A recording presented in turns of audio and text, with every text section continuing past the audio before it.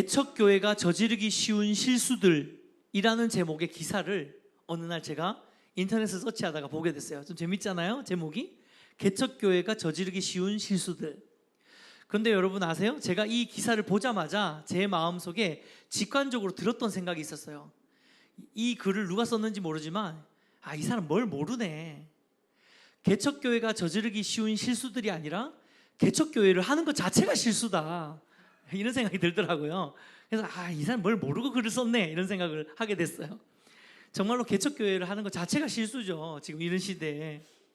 그러고서는 그래도 그 내용이 뭘까 좀 궁금해가지고 제가 글을 한번 읽어봤어요.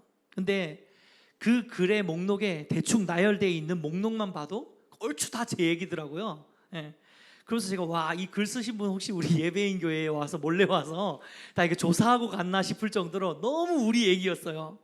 그 리스트가 이래요. 몇 가지만 소개를 하자면, 첫 번째로 개척교회가 저지르는 실수예요. 지금 목회자의 불충분한 자기 검증의 시간. 저는 저를 검증하지 않거든요. 왜냐하면 전 저 자신을 믿지 않기 때문에 제가 뭐 검증할 게 없어요. 그리고 불충분한 지도 없이 진행되는 개척 과정. 그래서 저를 누가 이 개척을 하는 과정에서 이렇게 해라 저렇게 해라 코치해 주신 분이 한 분도 없어요. 저에게 지도는 그 팀맵밖에 없습니다. 웃으라고 한 이야기인데 이런 참, 여러분 좀 웃어주세요. 이런 강박한 심령들 같으니라고. 그리고 불충분한 준비 기간. 보통 교회를 개척을 준비를 하면 최소 6개월에서 12개월 정도를 준비를 하는 게 좋다라고 거기에 기록이 돼 있는데, 아시다시피 저는 2019년 4월 둘째 주에 사임하고 2019년 4월 셋째 주에 개척을 했잖아요. 불충분한 이런 준비 기간조차도 저는 없었어요. 그리고 불충분한 교회의 규모. 여기서 글을 쓰신 분은 분석을 했을 때 최소 60명 정도의 개척 member가 모여야지 이 교회가 튼튼하게 빨리 세워진다라고 하는데, 그러면서 가장 이상적인 숫자는 75명이 시작을 한 거라 그러는데, 이 사람 어디 외계에서 왔나, 이거 지금 한국 교회 상황을 전혀 모르는 사람이 글을 썼나 싶을 정도로. 저희는 개척 멤버라고 해봤자 저랑 아내 그리고 한 명 따라온다고 했던 태원이는 엄청나게 많이 먹어서 정말 교회 재정에 타격을 주는 그런 우리 태원이가 딱 이렇게 뒤에 개척 첫 멤버로 개척 멤버라고 하기에는 큰 재정적으로는 도움이 되지 않는, 오히려 굉장히 많은 간식을 소비해주는 우리 귀한 우리 태원이 사랑해. 개척 멤버로 이제 같이 시작을 했죠. 그리고 불충분한 내부 재정, 이런 이야기를 하더라고요. 근데 저는 이걸 읽으면서 불충분한 돈이라도 있었으면 좋겠다. 저희는 개척 때 재정이 빵원이었어요. 10원도 없이 시작을 했어요. 이렇게 허술하고 실수투성이로 시작한 예배인 교회가 제가 지난주에 이런 이야기 들었거든요. 어떤 노회에서 15개 교회가 올해 문을 닫았대요. 이거 엄청나게 많은 숫자거든요, 여러분. 15개 교회가 한꺼번에 문을 닫았대요, 코로나로 인해서. 이러한 이 심각한 코로나 시기에 이렇게 허술하게 시작한 예배인 교회가 하나님의 은혜로 견뎌내고 드디어 내년에 2021년을 맞이하는데 개척 3년 차가 되었다는 거예요. 와우, 엄청나죠. 물론 제가 실제적으로는 1년 8개월이라는 짧은 시간 동안이었지만 그래도 뭔가 이게 횟수로 3년 차가 오니까 이 개척 3년 차라는 게 저한테 참 감사하고 굉장히 의미 있게 다가오더라고요. 그러면서 제가 하나님께 마음속으로 이렇게 다짐하면서 기도하게 됐어요. 하나님, 저희가 내년에는 더 하나님이 기뻐하시는 교회가 되겠습니다. 아멘입니까? 여러분 같은 마음이시죠? 그래서 하나님, 내년에는 예배인 교회가 참 아직까지 너무 허술하지만 정말 하나님이 기뻐하시는 그런 교회가 되기를 원합니다 라고 기도를 했어요. 그런데 그러고 나서 제가 고민을 해보니까 생각보다 하나님이 기뻐하시는 교회가 굉장히 단순하고 명확하고 굉장히 선명할 것 같지만 이게 굉장히 어려운 일이더라고요.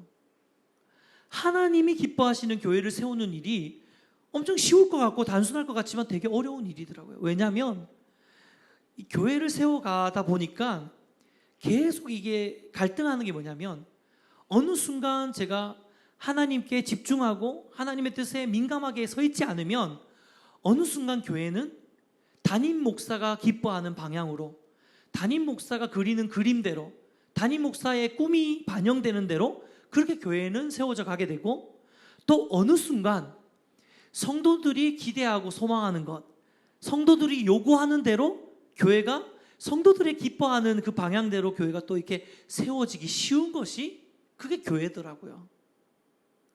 정말 하나님이 기뻐하시는 것 방향대로 맞춰서 온전히 잘 세워져 가는 것이 생각처럼 말처럼 그렇게 쉽지 않다는 것을 발견하게 됐어요. 물론 교회를 세워가는 이 한 사람 한 사람의 구성원이나 또 담임 목사의 기대와 바람과 그 소망을 담아서 몸된 교회를 세워가는 것도 분명히 의미 있는 일이 맞습니다. 하지만 정말 교회의 본질, 더 깊은 핵심 안에는 교회는 사람의 기대를 충족하는 그런 공동체가 아니라 하나님의 기대, 그리고 하나님의 꿈으로 세워져 가야 되는 곳이 교회인 줄 믿습니다. 네. 아멘입니까? 네. 그래서 저는 오늘부터 이제 12월 말까지 몇 주 동안 교회를 고민하다라는 주제로 우리 예배인 교회가 어떻게 하면 2021년 내년에는 더 하나님이 기뻐하시는 교회가 될 수 있을까? 그 부분을 시리즈로 조금 나눌까 하는 생각을 갖게 되었습니다. 특별히 오늘 저는 이 교회를 고민하다의 첫 시간으로 교회가 무엇인지에 대해서 여러분과 함께 좀 나눴으면 좋겠는데요. 특별히 하나님이 진짜 기뻐하시는 교회는 어떤 교회인지를 신약 성경의 마태복음과 사도행전에 나오는 교회의 모습을 통해서 함께 나누었으면 좋겠습니다. 자, 하나님이 기뻐하시는 교회.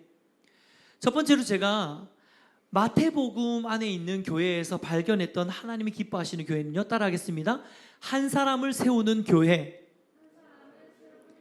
다시 한번 큰 목소리로, 한 사람을 세우는 교회.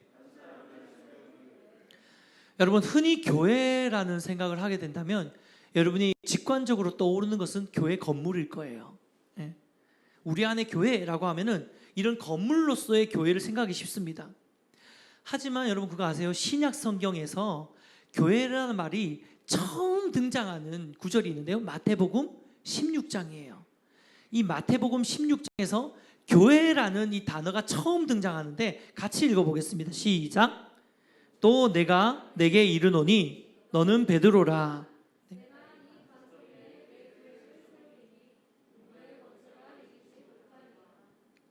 예수님께서 베드로의 신앙 고백을 들으시고 베드로에게 하신 이야기인데, 예수님이 처음으로 교회라는 말을 쓰셨어요.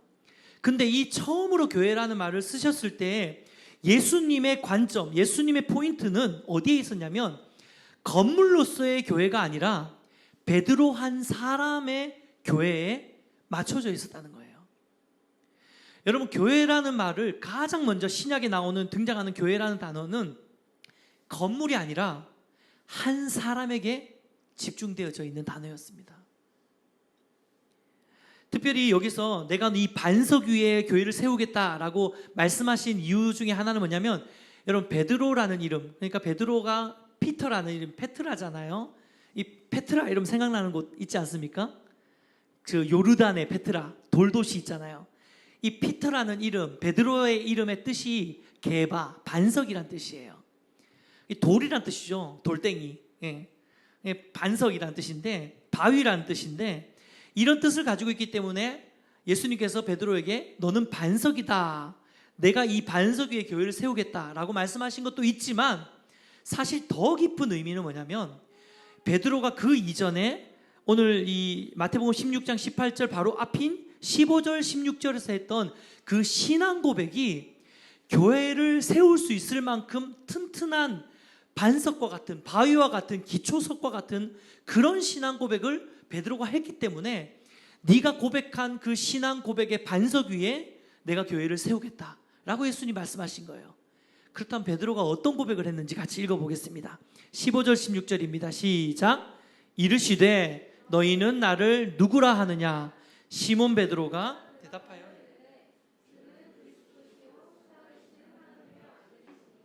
할렐루야. 사랑하는 여러분, 하나님이 우리 교회에게 바라고 기대하시는 것은요, 바로 이러한 믿음의 고백을 통해서 교회로 세워지는 한 사람을 보는 것인 줄 믿습니다. 하나님은 지금도 이 시간을 통해서 한 사람의 교회가 하나님 앞에 회복되어지는 것을 기다리고 계시는 줄 믿습니다. 여러분이 예배 자리에 나올 때 하나님은 그런 기대를 다 가지고 계실 거예요. 아, 우리 오늘 예배인 교회가 정말 풍성한 예배를 나한테 드렸으면 좋겠다, 이런 기대도 가지고 계시겠지만 하나님의 관심은 여러분 한 사람인 거예요. 아, 오늘 예찬이가 교회로서 잘 내 앞에 이렇게 주는 그리스도시요 살아계신 하나님의 아들입니다라는 이 고백으로 나의 앞에 나오기를 원한다라는 마음. 오늘 용민이가, 오늘 지희가, 오늘 한솔이가, 오늘 다원이가, 도원이가, 오늘 하은이가 이런 고백으로 주는 그리스도시요 살아계신 하나님의 아들입니다라는 이 믿음의 신앙 고백으로 하나님 앞에 서 있는 예배자가 되기를 원하신다는 것입니다. 할렐루야. 이것이 하나님이 교회인 여러분을 바라보시는 하나님의 마음이라는 거예요. 교회는 말씀드린 것처럼 한 사람 한 사람이 진실한 신앙의 고백을 할 때에 그 위에 건강하게 세워질 수 있는 것입니다. 그래서 교회를 구성하는 이 한 사람 한 사람의 믿음, 고백, 간증, 그리고 그 사람이 하나님을 구원의 주로 영접했는지 이 사실이 교회의 가장 핵심적인 기초석과 같은 것이라는 거예요. 아무리 성도의 수가 많아지고 재정이 많아지고 조직적으로 안정이 되었다 하더라도 성도 한 사람 한 사람의 개개인의 신앙 고백이 분명하지 않는 교회는 교회의 본연의 정체성을 가질 수 없습니다. 그것은 이름은 교회지만 사실 세상적인 어떤 사적인 모임이나 단체와는 전혀 다를 게 없는 그런 모임이 되는 거죠. 여러분, 교회가 정말 하나님이 기뻐하시는 교회가 되려면 성도 한 사람 한 사람이 하나님을 향한 분명한 신앙의 고백을 할 수 있는 한 사람 교회로 세워져야 되는 줄 믿습니다. 그래서 예배인 교회가 하나님이 기뻐하시는 교회로 세워지기 위해서 가장 중요한 것은 여러분 한 사람 한 사람이 하나님을 향한 신앙 고백이 있는 예배자, 삶의 예배자가 되는 것인 줄 믿습니다. 그래서 일주일 동안 여러분의 삶의 자리에서 교회로서의 삶을 사시기를 축복해 드립니다. 여러분이 있는 그 자리에서 여러분이 교회가 되셔야 되는 거예요. 여러분이 사업하는 그 자리에서, 여러분이 공부하는 그 자리에서, 여러분이 일하는 그 자리에서, 여러분이 가정을 돌보는 그 자리에서 여러분 교회가 되어야 되는 것입니다. 특별히 고린도전서는 우리 개개인이 하나님의 성전이고 하나님의 교회라고 이야기를 하고 계시거든요. 고린도전서 3장 16절 말씀 같이 한번 읽어보겠습니다. 시작. 너희는 너희가 하나님의 성전인 것과 하나님의 성령이 너희 안에 계시는 것을 알지 못하느냐. 할렐루야. 사랑하는 여러분, 여러분이 바로 하나님의 성전이고 하나님의 교회인 줄 믿으시길 축복합니다. 여러분, 성전과 교회에는 두 가지 역할이 있거든요. 왜 우리가 하나님의 성전이고 왜 우리가 교회인지는 이 성전과 교회의 역할을 보면은 이해할 수 있어요. 여러분, 하나님의 성전, 하나님의 교회가 두 가지 역할이 있는데 첫 번째 역할은 뭐냐면, 따라하겠습니다. 하나님의 임재가 머무는 곳. 두 번째는 하나님께 예배하는 곳. 이 두 가지가 교회의 역할이에요. 교회는 어떤 곳이냐면 하나님의 임재가 머무는 곳입니다. 하나님 다스림이 머무는 곳이네요. 아멘입니까? 네. 그리고 또 그 하나님의 다스림 앞에 하나님 백성들이 굴복하면서 하나님을 예배하는 곳이 바로 교회예요. 이런 쌍방적인 작업이 일어나는 곳, 이 쌍방적인 일들이 일어나는 곳이 바로 교회의 공동체거든요. 네. 교회라는 것이에요. 그런데 보세요. 여러분 안에 고린도전서 3장 16절은 무슨 말을 하냐면, 야, 너네들이 교회야. 왜냐하면 네 안에 성령님이 임재하고 있기 때문이야 라고 이야기를 하고 있는 거예요. 그 앞절 한번 열어주시겠어요? 너희 안에 하나님의 성령이 있다는 거예요. 여러분, 하나님의 성령은 하나님의 임재잖아요. 하나님의 영이 우리 안에 거하시기 때문에 우리는 24시간 365일 우리가 하나님을 주로 고백하는 그 순간 성령님이 저와 여러분 안에 영원토록 함께 내주하고 계시는 줄 믿으시길 축복합니다. 여러분 안에 그 하나님이 계시는 거예요. 성령님이 있습니다. 그래서 우리는 성령이 임재하시는 곳이에요. 성전의 역할로 다시 한번 열어주세요. 우리는 하나님의 임재가 머무는 것이 존재라는 거예요. 그렇기 때문에 우리는 하나님을 예배하는 것이죠. 지금 이렇게 모여서 예배하는 것처럼. 이 두 작업이 여러분 한 사람 한 사람 한 사람의 삶을 통해서 지금도 일어나고 있는 것입니다. 그래서 여러분은 한 사람 교회라는 거예요. 여러분 가슴에 손을 얹고 이렇게 한번 고백해 봅시다. 내가 교회입니다. 다시 한번 내가 교회입니다. 아멘입니까? 네. 여러분이 교회입니다. 할렐루야. 네. 그렇기 때문에 우리는 우리의 삶으로 예배해야 되는 것입니다. 그래서 2021년에 우리가 기대하고 소망하는 것은요, 여러분 한 사람 한 사람이 정말 좋은 교회로 회복되시고 좋은 교회로 예배하시는 그런 삶의 예배자가 우리 모두가 되시기를 주님의 이름으로 축복해 드립니다. 그리고 혹시라도 하나님을 알지 못하는 사람들이 우리 교회 안에 왔을 때 주는 그리스도시요 살아계신 하나님의 아들입니다라는 이 믿음의 신앙 고백을 할 수 있는 사람으로 회복되어지게 하는 것, 그것이 2021년의 예배인 교회가 추구하고 또 하나님이 기뻐하시는 그 교회의 모습이라고 저는 믿습니다. 우리가 이러한 축복을 누리기를 축복해 드립니다. 자, 두 번째로 하나님이 기뻐하시는 교회는 제가 사도행전에서 찾은 교회의 모습이 있습니다. 따라하겠습니다. 한 몸이 되는 교회. 네, 사도행전 2장 46절에서 47절 같이 읽겠습니다. 시작. 날마다 마음을 같이하여 성전에 모이기를 힘쓰고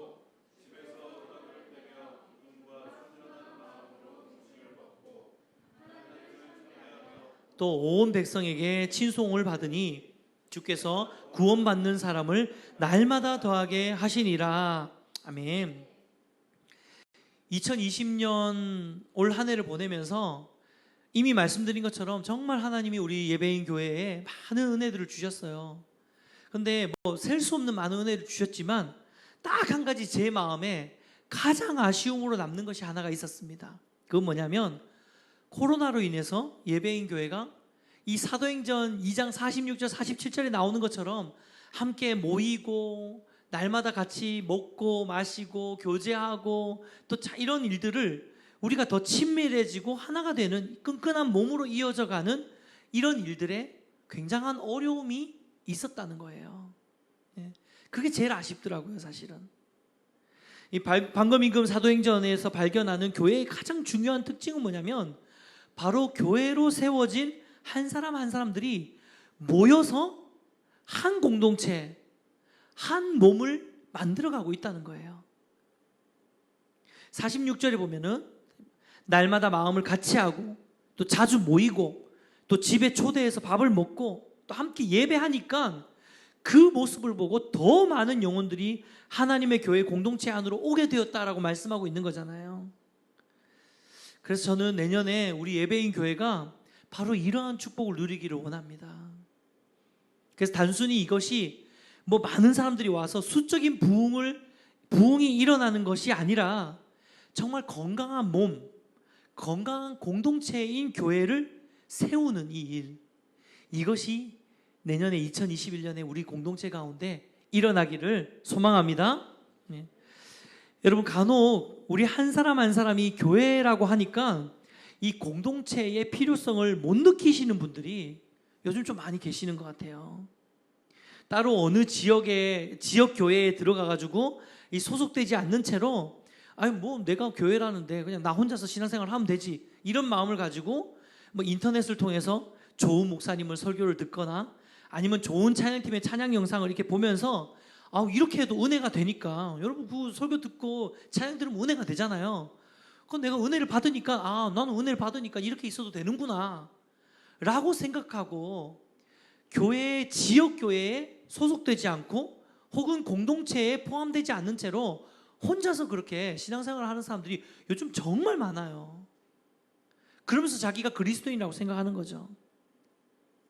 여러분 은혜를 받았다라고 생각하니까 괜찮다고 생각하는 거예요. 나는 지금 뭐 충분히 은혜 받고 있으니까. 아니에요, 여러분. 그리스도인의 삶의 목적은 은혜를 받는 게 아니에요. 예. 그리스도인의 삶의 목적은 몸을 만드는 것입니다. 근데 이 몸이 그냥 우리가 생각하는 이 지역 교회의 몸에 국한되는 것이 아니라 온 땅이, 온 세계가 한 몸으로 만들어져서 한 하나님의 몸이 되는 것, 하나님의 나라를 이루는 것, 이것이 우리 삶의 목표이고 사명인 줄 믿습니다. 그리스도인이 되었다는 것은요, 이 사명에서 분리될 수 없는 존재인 거예요. 그런데 난 그리스도인이야 라고 하면서 몸 안에도 소속되지 않는 채로 그냥 은혜만 누리고 있다면 그것은 온전한 그리스도인이 아니라는 것입니다. 여러분, 성경 어디에도 공동체, 몸, 지역교회를 기초하지 않는 그리스도인을 말하는 곳이 있으면 여러분 한번 찾아가지고 가지고 와 보십시오. 성경 어디에도 교회를 떠난 그리스도인을 전제하고 있는 구절은 한 군데도 없어요. 모든 그리스도인들은 당연히 교회 안에 있어야 되는 것입니다. 오히려 성경은요, 예수 그리스도께서 교회의 머리 되시고 이 머리로 인해서 많은 성도 한 사람이 각 지체, 각 마디로 연결되어져서 온전한 몸을 만드는 것, 온전한 연결된 하나의 유니티가 된 하나의 공동체를 만드는 것을 오히려 성경은 강조하고 있어요. 그런데 난 은혜를 받으니까 뭐 교회 안 가도 돼. 교회 가면 상처만 받지, 힘만 들지, 짜증만 나지, 나는 이렇게 신앙생활하는 게 좋아. 아니라는 거예요, 여러분. 그렇게 신앙생활 해가지고 온전한 그리스도인이 될 수도 없고 성장이 일어나지 않습니다. 여러분, 그리스도인으로서 성장하게 만드는 것은 은혜가 아니라 몸인 줄 믿습니다. 여러분, 은혜가 우리를 성장시키는 게 아니라 공동체가, 교회가, 몸이 우리를 성장시키는 거예요. 에베소서 4장 16절 말씀 읽어보겠습니다. 시작. 그에게서 온 몸이 각 마디를 통하여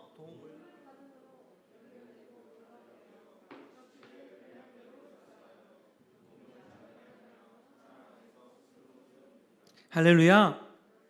사랑하는 여러분, 한 사람이 온전한 그리스도인으로 성장하고 변화되는 것은 혼자 할 수 있는 일이 아닙니다. 절대로. 그것은 건강한 몸 안에 들어갈 때에 가능해지는 것입니다. 여러분, 한 사람이 건강한 그리스도인으로 만드는 것은 은혜가 아니라 몸이라고 이야기했잖아요. 이 비유를 들어 보일게요. 여러분, 태아를 생각해 보십시오. 태중에 있는 아이가 아무리 탯줄을 통해서 영양분을 공급받는다 하더라도 이 아이가 배 밖에 나와 있으면 삽니까? 죽습니까? 죽을 수밖에 없어요, 여러분. 성장할 수 없습니다. 하다못해 좀 일찍 출산한 아이, 배 안에 있어야 되는데 배 안에 오래 있지 못하고 적절한 시기를 다 채우지 못하고 좀 급하게 이렇게 나온 아이들을 어떻게 합니까? 인큐베이터로 집어넣잖아요. 여러분, 본질적으로 탯줄이 아이를 자라게 하는 것이 아니라 엄마의 배가 아이를 자라게 하는 거예요. 은혜로 연명하고 은혜로 자라고 이 설교 듣고 저 설교 듣고 오늘은 저 목사님 설교 좋다니까 저 목사님 설교 들어봐야지, 이 목사님 설교 들어봐야지, 오늘 이 찬양팀 찬양 좋네, 편곡 잘 됐네, 이러고 은혜를 누리는 게 과연 그 사람을 온전한 그리스도인을 자라게 할 수 있을까요? 저는 감히 이야기하건대 잘할 수 없다고 이야기를 합니다. 그리고 실제로 제 주변에도 그렇게 신앙생활 하는 사람들이 있어요. 제가 맨날 혼내요. 그러면 안 된다고. 근데 점점 편해지거든요, 이게. 이제 코로나로 인해서 이런 성도님들 더 늘 거예요. 네, 더 늘 거예요. 해보니까 괜찮거든. 영상 예배 들어보니까 그냥 은혜가 되거든. 뭐 우리나라에 설교 잘하시는 목사님들 얼마나 많아요, 그렇죠? 찾아서 들으면은 뭐 얼마나 은혜가 됩니까? 근데 그렇게 해서 건강한 신앙인이 만들어질까요? 아니에요. 그것은 하나님 방법이 아닙니다. 제가 속해 있는 YM이라는 선교단체에도 DTS라는 훈련 과정이 있어요. 예수 제자 훈련 학교라는 과정인데 이 훈련 과정을 제대로 수료하려면 강의도 들어야 되지만 몇 개월 동안에 구별된 공동체 생활을 해야 됩니다. 합숙훈련을 해야 돼요. 그래서 합숙훈련을 하지 않으면 오리지널 DTS가 아니라고 막 생각을 하거든요. 근데 그만큼 합숙생활이 정말 중요하다는 것은 이 훈련을 받는 이 단체에 있는 모든 사람들이 다 인정하는 거예요.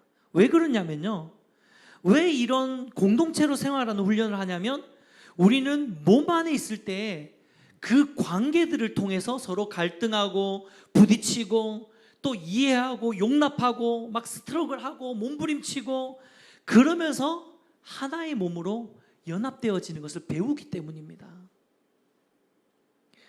그러면서 비로소 그리스도 안에서 온전한 각 지체들로 자라갈 수 있는 거예요. 신앙의 성숙이 일어나고요. 거기서 내가 용납하지 못했던 것들이 용납하게 되고요. 이해의 폭이 넓어지고요. 더 오래 참게 되고요. 하나님의 성품을 배우게 되는 거죠. 그러면서 자라게 되는 거예요. 저는 이것이 공동체가 가지고 있는 굉장한 큰 신비라고 생각합니다. 교회 공동체는 각 지체인 한 사람 한 사람의 교회인 성도들을 자라게 하는 축복의 장인 줄 믿습니다. 네. 예전에 제가 저희 교회를 개척하고요. 이제 저희 교회는 여러분 아시는 분 아시겠지만 이게 몸과 마음이 약한 분들이 되게 많잖아요. 예. 특별히 마음의 병이 있는 분들이 저희 교회는 굉장히 많아요.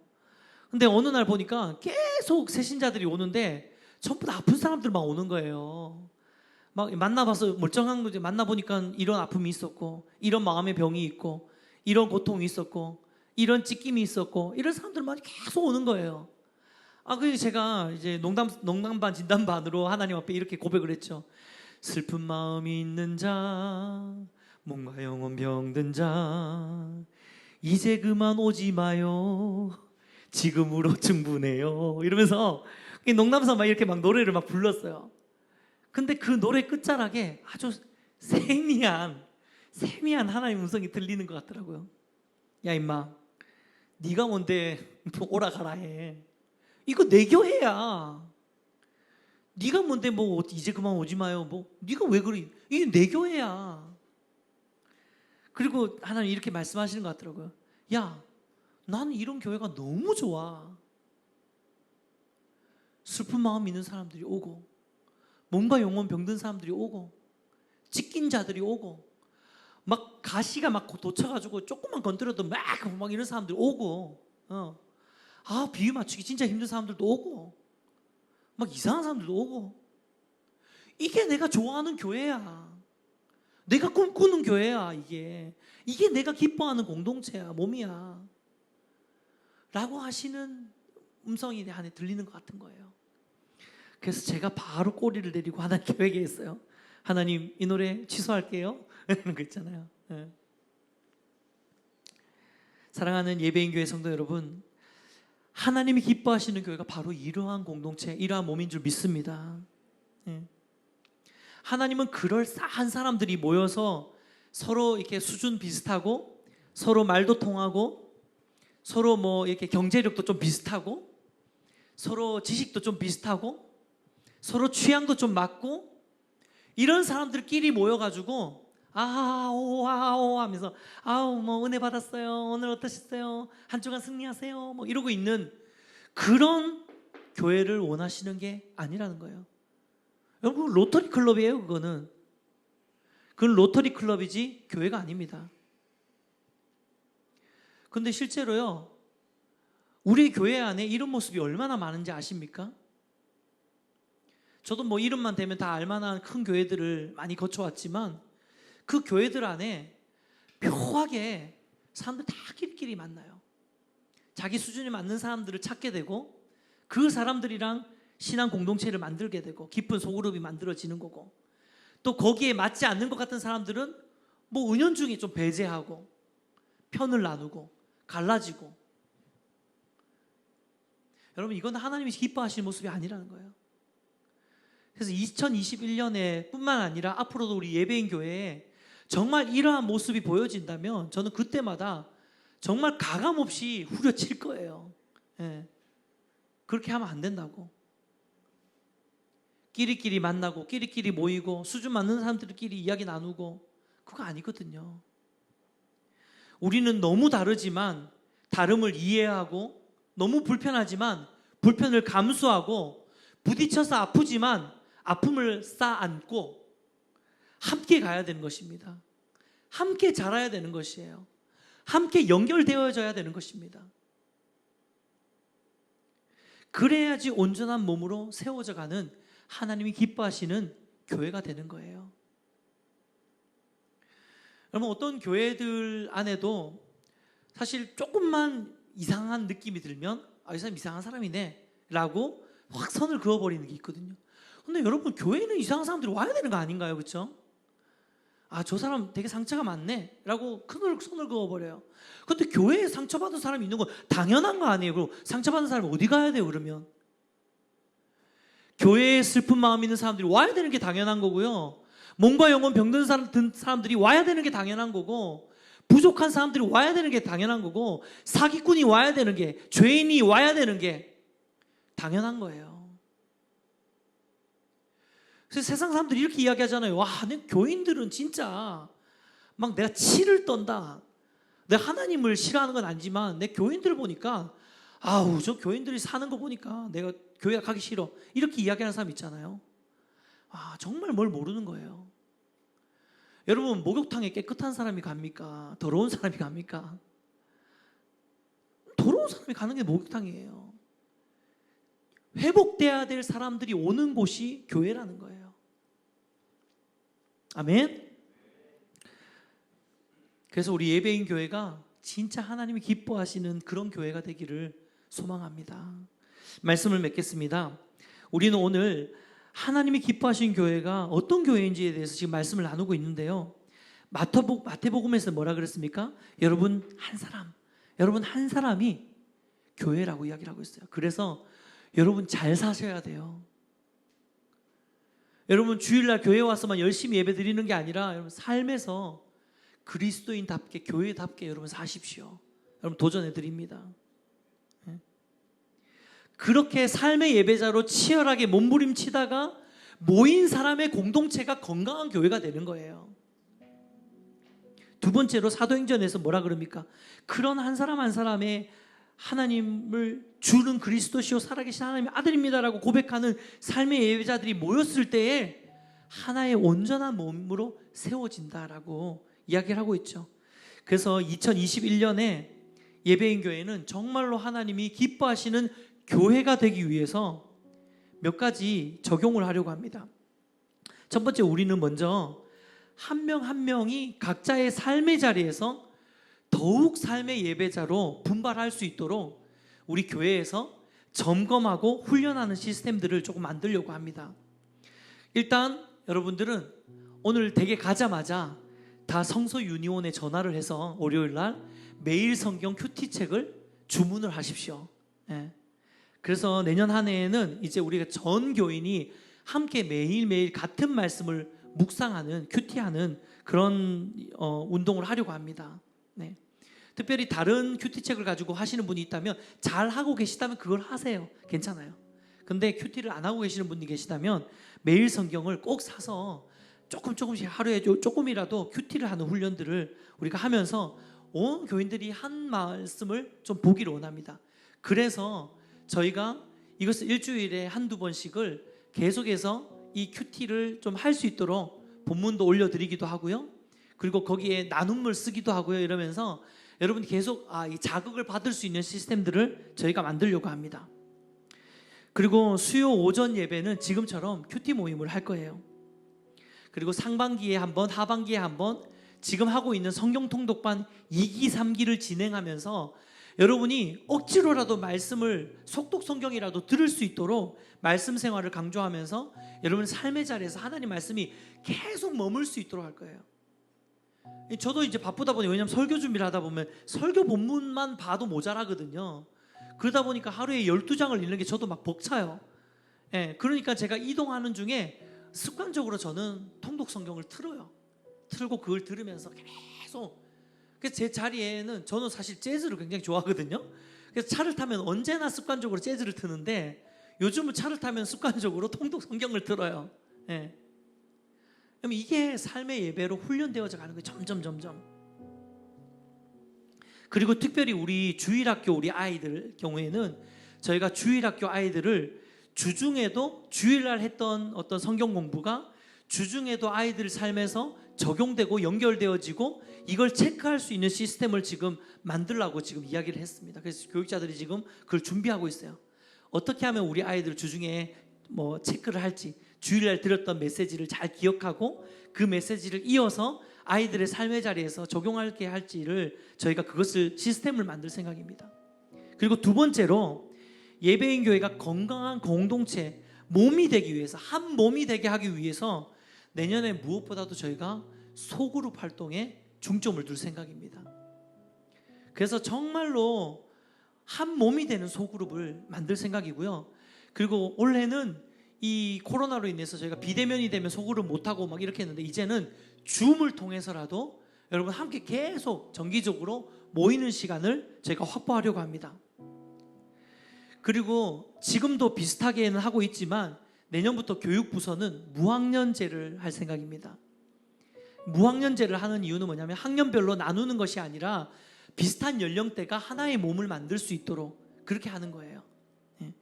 그래서 내년에는 지금도 그렇지만 우리 인키즈 아이들이 이제 유치부에서부터 주일학교, 초등학교 아이들을 인키즈로 다 묶고요. 그리고 중고등부는 지금도 이제 묶여 있고, 보통 중등부, 고등부 이렇게 나눠지잖아요. 근데 저희 중고등부가 저희는 작기 때문에 묶어놨지만 이거를 나중에라도 이걸 그렇게 묶어서 갈 생각입니다. 그리고 청년부도 1청년, 2청년이 나뉘어져 있었는데 내년부터는 1청년, 2청년을 하나의 몸으로 만들 것입니다. 나이 차이가 조금 나도 괜찮아요. 거기서 배울 수 있는 게 있습니다. 그렇게 해서 한 몸으로 나누게 될 거고요. 그리고 온 교회를 한 몸으로 엮는 멘토링 시스템을 도입을 할 생각입니다. 이 멘토링 시스템은 뭐냐면요, 우리의 미취학부 아이들과 우리 인키즈 아이들은 우리 중학생, 고등학생, 언니, 오빠들이 우리 아이들의 멘토가 되어주는 거예요. 뭐 대단한 멘토는 아니지만 막 인생 상담해주고 이러진 않을 거 아니에요. 그렇지만 우리 아이들을 예뻐해주고 아이들과 함께 시간을 보내고 놀아주고 할 수 있는 시스템을 만들 거고요. 또 우리 인틴즈 아이들은 우리 청년 공동체가 이 아이들을, 지금 우리 인틴즈 3명이 있는데 이 3명을 마음으로 품고 인틴즈는 그룹이 3조로 나누어질 겁니다. 이 3조에서 한 아이들을 맡을 거예요. 어떠세요? 좋죠? 그래서 청년 공동체 한 조가 도원이를 맡고 하은이를 맡고 지혜를 맡고 이렇게 해서 중고등부 아이들을 맡아서 얘들이 내 동생이라고 생각하고 이 아이를 키울 거예요. 필요들을 채우고 가끔 맛있는 것도 사주고 그리고 청년부 모임할 때 한 번씩 초대도 하고 그러면서 우리가 세대와 세대 간에 나눠져 있던 간격들을 한 몸으로 묶어내는 작업을 할 생각입니다. 그리고 청년 공동체에는 이제 청년 공동체 그리고 인틴즈 공동체, 인키즈 공동체에는 작년부에서 모두가 다 들어올 수는 없으니까 작년부에서 저희가 이제 부탁드린 몇 분이 부장단으로 세워져서 이 부장단이 우리 밑에 다음 세대들을 위해서 섬기고 헌신하고 작년을 대표해서 그렇게 해서 한 몸으로 만들어지는 것들을 내년에 하게 될 것입니다. 여러분 어떠세요? 기대가 되시나요? 네, 전혀 기대가 안 되는 얼굴 지금 쳐다보고 계신, 기대가 되시죠? 네. 이렇게 하는 이유는 뭐냐면 우리가 한 몸이라는 거예요. 저는 그래요. 저는 교회 올 때 우리 오면은 주일날 제가 교회 오면은 우리 수아가 막 저한테 팔을 벌리고 와서 달려들거든요. 우리 서상희 주사님 아빠한테도 안기지 않는데 저한테 잘 안긴다 그러더라고요. 그래서 지금 서상희 주사님 저를 굉장히 견제하고 있어요 지금. 네. 근데 저는 수아가 와서 제 품에 안기는 게 너무 좋아요. 왜냐면 우린 가족이거든요. 네. 얘는 내 딸이거든요. 네. 우리 서상희 주사님이 자꾸 우리 수아니까 수아 제 딸이거든요 막 이러는데 아니에요. 수아는 우리 예배인 교회가 함께 품고 함께 키우는 우리 딸인 거예요. 우리 태원이는, 전 태원이가 뭐 제 제자기 때문에 태원이를 제 아들처럼 생각해요. 그래서 뭐 혼도 세게 내고 뭐 엄청 하드하게 돌리기도 하고 이럴 때도 있지만 태원이가 저만의 제자가 아니라 저만의 아들이야, 영적 아들이 아니라 우리 모두의 아들인 거예요. 예찬이도 그렇고 우리 모두의 형제인 거예요. 이게 한 몸입니다, 여러분.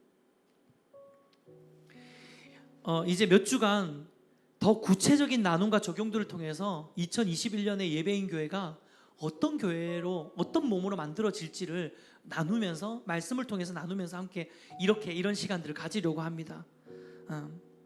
여러분, 교회의 주인은 예수님이지만 그 교회를 만들어가는 것은 저와 여러분 한 사람 한 사람이에요. 우리가 함께 만들어가는 것입니다. 그래서 이 시간 제가 2021년에 아름다운 예배인 교회를 세워가는 이 은혜의 스토리에 여러분을 초대합니다. 여러분, 제 손을 잡고 또 서로 손을 잡고 2021년에 한 몸을 함께 만들면서 함께 걸어갑시다.